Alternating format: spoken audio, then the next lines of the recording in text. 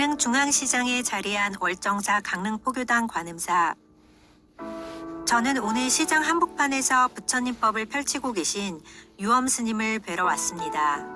스님 안녕하세요. 네, 안녕하세요. 네, 처음 뵙겠습니다. 네. 스님, 이 관음사가 저는 월정사의 강릉포교당이라고 들어서 현대식 건물로 이렇게 지어져 있을 줄 알았는데 막상 와서 보니까 전통사찰하고 크게 다른 것 같지는 않습니다.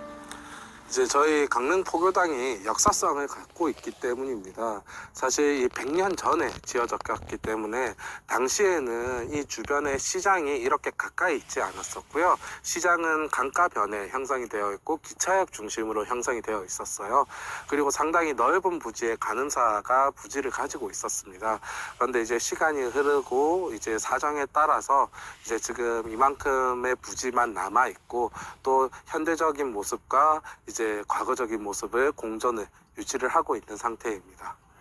네, 스님 그러면 사찰의 안내를 좀 제가 부탁드려도 될까요? 네, 그럼 가보실까요? 네.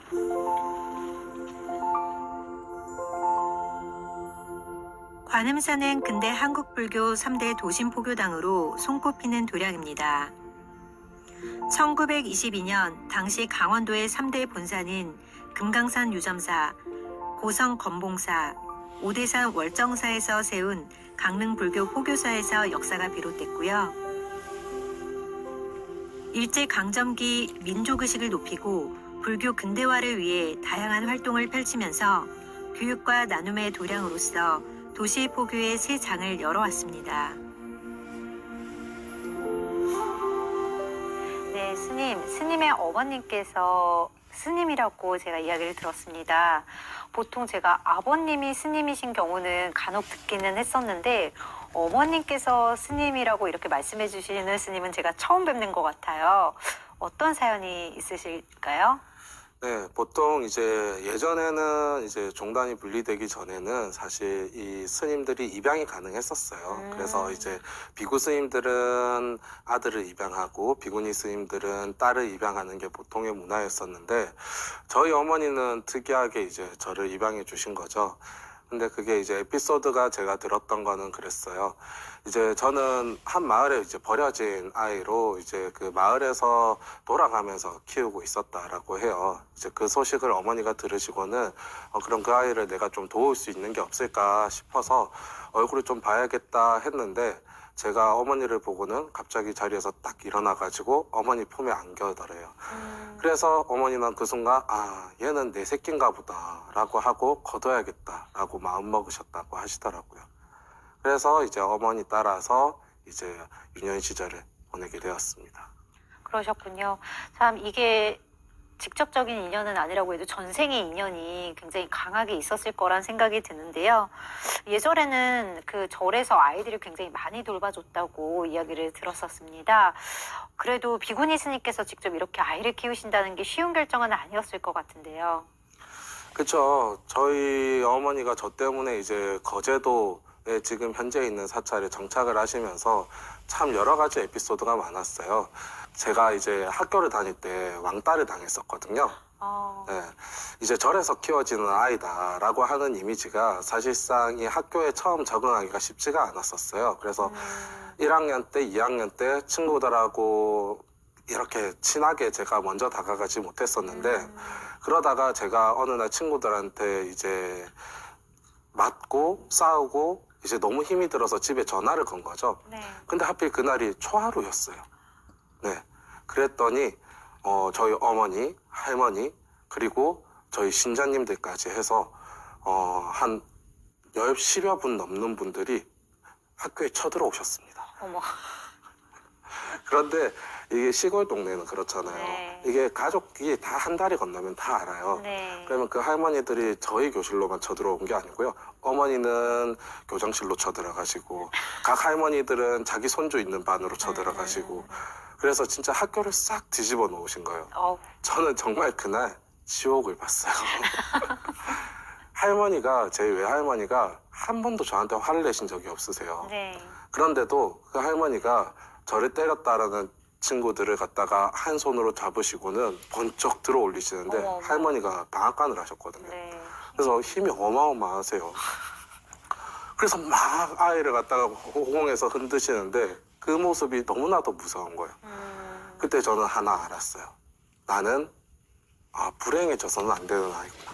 아, 행복해져야 되겠다. 내가 불행하거나 내가 아프다라고 하면은 이렇게 할머니부터 어머니들까지 다 이렇게 화를 내시는구나. 그래서 그때 성격이 아마 가장 크게 바뀌었던 계기인 것 같아요. 그 이후로는 진짜 친구들한테 먼저 말도 걸고 내가 내향적인 것보다 외향적으로 살려고 조금 더 노력하고, 그래서 그 이후로는 친구들이 많아져서 사고를 치기 시작하는. 그래서 어머니가 참 고생이 심하셨어요. 네. 인생의 초반부에는 조금 내성적이셔서 조금 이렇게 외로움 네. 혹은 친구들의 괴롭힘이 있었고, 오히려 나중에는 굉장히 외향적이 되시면서 친구가 많아져서도 생기는 문제가 있었나 보네요.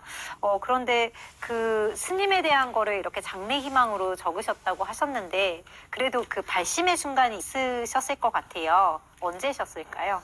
이제 고등학교 3학년 이제 수능을 치고 난 다음인 것 같아요. 이제 수능을 치고 나서부터는 다들 이제 구체적으로 자기 꿈에 대해서 이제 진지하게 생각을 하잖아요. 그리고 이제 전공을 선택을 하는데, 사실 당시에 제 꿈은 스님이 안 된다면 보육교사나 베이비시터가 되는 게 꿈이었어요. 제가 애들을 좋아해서. 애들은 저를 좋아하지 않을지언정 일방적인 사랑이지만 참 애들이 좋더라고요. 그래서 이제 그런 꿈들은 근데 출가를 해서도 할 수 있겠다라는 생각이 들더라고요. 어머님께서 반대하지는 않으셨어요? 엄청 반대하셨어요. 의외네요. 그러니까 어머니가 출가를 하라고 하셨지만 이렇게 일찍 출가할 거라고 생각을 못 하셨나 봐요. 네. 그러니까 어머니께서도 스님이시기 때문에 일찍 출가를 하면 하고 싶은 것도 많고 번뇌망상이 심해진다. 그렇기 때문에 네가 사회에서 해볼 수 있는 것들을 좀 경험해보고 출가를 해보면 네가 더 출가 수행을 잘할 것이다 라고 이야기해 주셨어요. 그런데 저는 그러고 싶지 않다라는 생각이 들더라고요. 내가 출가를 한 상태로 그러한 것들은, 내가 하고 싶은 것들은 대부분 경험할 수 있을 것 같습니다 라고 이야기를 하고, 이제 어머니께 이제 협박도 했죠. 어머니께서 출가 안 시켜주시면 제가 가출이라도 이제 시행을 하겠다라고 하니까, 이제 어머니가 제 단호함을 또 이해해 주시고, 그러면 대신에 집에서 멀리 출가를 해라 라고 해서 오대산으로 출가를 하게 되었습니다. 그 집에서 멀리 출가라고 한 의미가 어떻게 될까요? 사람이 힘이 들게 되면 당연히 이제 집에 갈까? 이 생각을 하고 엄마 보고 싶다 이런 생각을 할 수 있잖아요. 반대로 어머니도 마찬가지실 수 있으셨을 것 같아요. 본인이 아들 걱정에 아들이 잘 지낼까? 라고 보고 싶은데 어떡하지? 라고 하면 가까우면 한번 가볼까? 라는 생각이 들 수 있지만, 멀다면 그래 잘 지내겠지. 그리고 저도 뭐 참아야지, 버텨야지 라는 생각으로 이제 멀리 출가를 하러 왔었습니다. 그럼 그 출가를 결심하셨을 때가 나이가 어떻게 되셨을까요? 그때 이제 고등학교 졸업식을 하고 이제 그 다음 주에 바로 오대산으로 왔죠. 네. 그러셨군요. 그러면 어머니께는 얼마 만에 허락을 받으신 거예요? 어머니께는 한 6개월 걸렸던 것 같아요. 짧지 않은 시간이네. 네. 그러니까 제가 사실 이제 제 생일이 지나면서 이제 고3 때 꾸준히 어머니께 출가를 하고 싶다라고 말씀을 드렸었어요. 그래서 이제 그런데 어머니는 지금은 일단 학생으로서 공부에 집중을 해라 라고 이야기를 해주셨었고, 근데 공부에 집중이 잘 안 되더라고요. 물론 공부를 싫어하지는 않았는데 이제 너무 공부만 오래 하다 보니까 좀 지치기도 했었고, 나는 출가를 할 건데 왜 이런 공부를 해야 하지? 라는 어린 치기가 또 있었던 것 같아요. 네, 그래서 이제 어머니 말을 안 듣고 이제 학교에도 좀 말썽을 많이 피우는 아이로 이제 좀 소문이 나고 그랬었죠. 어려서부터 장래희망이 스님이셨던 유원 스님은 2006년 정념 스님을 은사로 월정사에서 출가해 동국대학교에서 선학과 사회복지학을 복수 전공하고 공군 군종장교로 군복무를 마치셨습니다.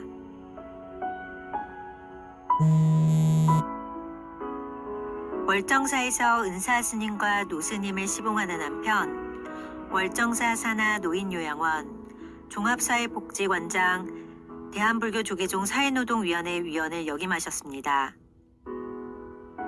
관음사 주지와 강릉불교 대학장으로서 강릉 지역의 포교와 전법에 힘쓰고 계십니다.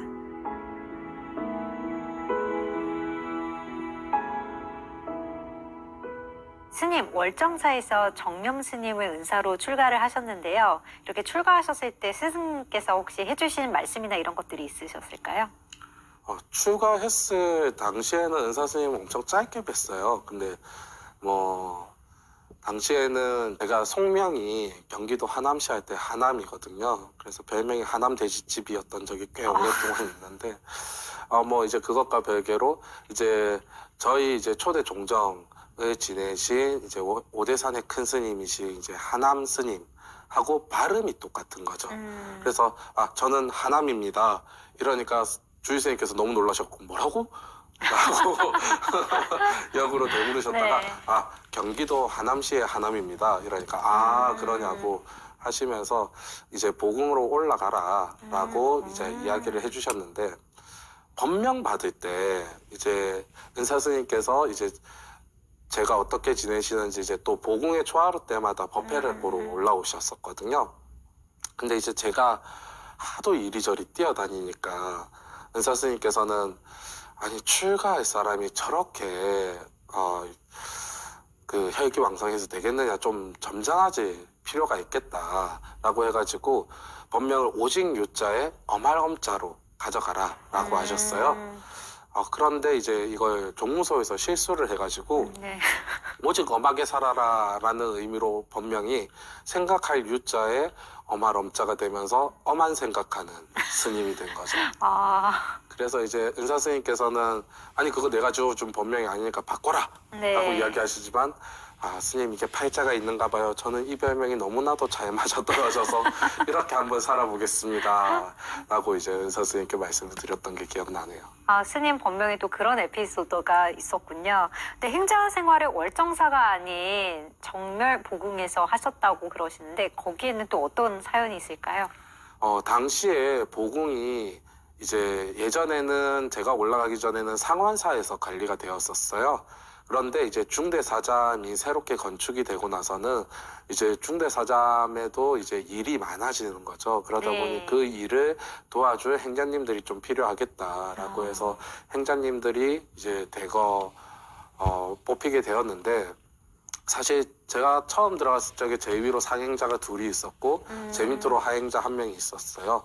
그런데 이제 상행자 둘은 이제 한 일주일, 한 달 그 정도 지내고 이제 출가 생활 본인하고 맞지 않는 것 같다라고 해서 이제 하산을 하게 됐었고 이제 하행자하고 저하고 같은 경우에는 이제 그 보궁 생활을 하는데 참 안 맞았어요. 어떻게 안 네. 맞으셨어요? 사실 저는 좀 수더분하고 조금 이제 편한 걸 좀 좋아하고 이제 좀 그런데 사실 뭐 직접적으로 이야기하다 보면은 이제 좀 지저분한 편이죠. 그런데 제 밑에 하행자님은 상당히 깨끗한 걸 좋아하고 그리고 정갈한 것 좋아하고 뭐 하나부터 열까지가 거의 다 반대였던 것 같아요. 그래서 나중에는 이제 저희가 뭐 행자라고 하면은 허드렛 일도 하지만 때로는 이제 스님이 되기 위한 교육도 받거든요. 그렇죠. 그 중에서 하나가 이제 연불도 이제 같이 했었어요. 그랬는데 이제 저희가 주지 스님께서 너희 둘이서 비로전에서 한번 연불을 모셔봐라. 이제 불공을 올려라. 라고 이야기를 하셔서 저희가 올라가서 연불을 하는데 저는 당시에 고음이 안 되는 이제 고음 불가였고 이제 하행자님은 저음이 안 되는 저음 불가였어요. 그러다 보니 한 명은 엄청 하이톤으로 연불을 하고 저는 엄청 저음으로 연불을 하는 거예요. 이게 너무 불협화음이 일어나는 와중에 중간에 목탁이 깨진 거예요. 그래서 깨진 목탁 소리에 정말 듣기 싫은 연불 소리가 두 개가 나오니까 신도님들이 칠정례 하시면서 절을 딱 하신 다음에 일배하고 그 다음 절을 못 하셨어요. 아이고. 엎드려서 웃으시느라 부들부들 떠시는 게 옆에서 보이더라고요. 근데 진짜 우리는 이 법당에서 부처님께 올리는 불공은 신성한 의식인데 이렇게 망쳤으니 엄청 혼이 날 거다라고 걱정을 했는데 오히려 당시에 주지 스님께서는 괜찮다라고 위로해 주시면서 이제 연부를 배우면 된다라고 하셨거든요. 그래서 또 당시에 복음기도 스님이시던 인행 스님께서 연부를 가르쳐 주겠다라고 또 부르시더라고요. 그래서 이제 갔었는데 3일 딱 알려주시더니 연부를 할 때는 앞으로 특히 새벽에 복음에 올라와서는 목소리를 높이기보다는 절을 열심히 하거라. 절을 열심히 해라. 그래서 이제 제가 목소리를 크게 내면 이제 연불 소리가 다 잡아먹히니까 이제 가능하면 절 위주로 해라라고 이야기를 하시면서 연불을 더 안 알려주시더라고요. 네. 그 이후에 이제 제가 학교를 가게 돼서 스님 제가 학교를 가게 되었습니다라고 하니까 정말 잘 생각했다. 2번 다시 목탁 잡을 생각하지 말아라. 열심히 공부하고 열심히 그 학문을 닦아라, 정진을 하라라고 이야기를 해주셨죠. 그 외에도 보공 생활은 참 재밌는 게 많았던 것 같아요. 밥 먹는 것 빼고는 다 좋았어요. 밥은 마음에 안 드셨어요? 이게 절이니까 저도 이제 처음 출가를 해보는 거잖아요. 네. 그러니까 당연히 이제 절에서 시키는 대로 이제 해야 되니까. 그런데 이제 주지 스님께서 하루 한 끼 드세요. 네, 1일씩. 1일씩. 네. 그러니까 처음엔 저희도 못 모르고 1일씩을 했죠. 네. 그래서 6개월 동안 이제 그 식사를 그 주지 스님 따라서 하다 보니 제가 30kg가 넘게 빠졌어요. 원래 몇 킬로였는지 원래 여쭤볼까요? 99kg였었는데 원래 99kg였었는데 30kg가 빠지. 얼마 만에 제가 30kg가? 60.1kg가 빠졌습니다. 몇 개월 만에 빠지신 건가요? 그게 5개월하고 한 28일? 한 6개월 만에 30kg가 빠지신 거네요. 네. 엄청난 다이어트가 네. 하신 건데요. 그렇죠. 제가 네, 많이 그때 힘드셨나 봐요. 식단의 중요성을 깨달았어요. 1일 1식 네, 이제 안 사찰 먹으면 음식으로. 빠지는구나 라고 하는 것을 네. 많이 경험했었죠. 아니 그러면 어머니께서 못 알아보시지 않나요? 사람이 30kg가 빠지면은. 이제 보통 저희가 행자 교육이 마치면 이제 수계 네. 일식이라는 걸 합니다. 그래서 이제 교육기관에 가서 이제 수계식을 하는데 이제 어머니가 또 이제 제가 직지사에서 수계식을 하다 보니 이제 어머니가 스님이시고 해서 이제 수계식을 참관하러 오시는 거예요. 근데 저는 멀리서 봐도 우리 어머니인 걸 대번에 알아본 거죠. 그래서 이제 가까이 지나갈 적에 제가 이제 어머니께 나 여기 있다라고 인사를 딱 했어요. 그랬더니 어머니가 너무 공손하게 인사를 딱 받으시는 거예요. 그리고 또 계속 사람을 찾으시더라고요. 내 아들 아는 줄 아셨어요. 저를 못 알아보신 거죠. 그쵸. 그래가지고 제가 너무 서운해가지고 끝나고 제가 이제 사양사제 스님들께 양해를 구하고 어머니한테 갔어요. 그래서 어머니한테 제가 여쭤죠. 아니 어머니 나 여기 있는데 왜 어디 찾아요? 라고 하니까 갑자기 어머니가 한 30초 물끄러미 보시더니 그냥 딱 한마디 하시더라고요. 밥 먹으러 가자. 그래서 어머니가 그때 너무 많이 바뀌었다고. 그래서 지금은 그때보다 지금 50kg가 더 찌긴 했는데. 그러면 30kg가 빠지셨다가 50kg가 다시 찌신 상황이신 네, 거죠? 지금 네. 이제 그래서 그때의 사진들은 제가 좋은 예시로.